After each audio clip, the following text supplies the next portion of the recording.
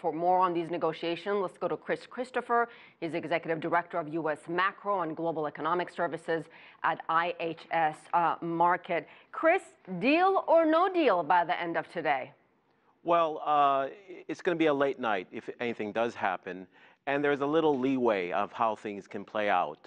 If they can reach a tentative agreement, sort of what the Trump administration can do is notify Congress, and then for the most part, they can sort of write in the details later, about the trade deal within 30 days.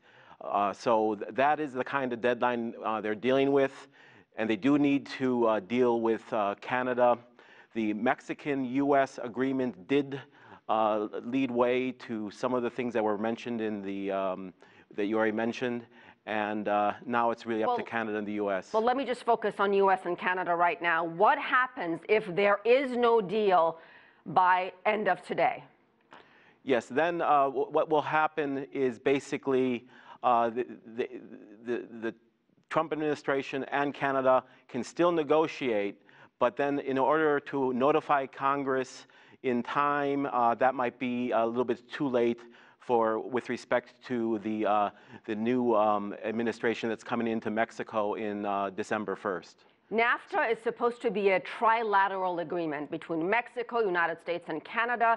Can you have a NAFTA agreement without key partner Canada? And how would Mexico feel about it? And how would U.S. Congress feel about that? Right. Well, the Congress will definitely not, most likely will not fast track anything. So you'd need the 60 votes kind of thing. In addition, Mexico does have concerns with Canada. Of course, our major trading partner is with the U.S.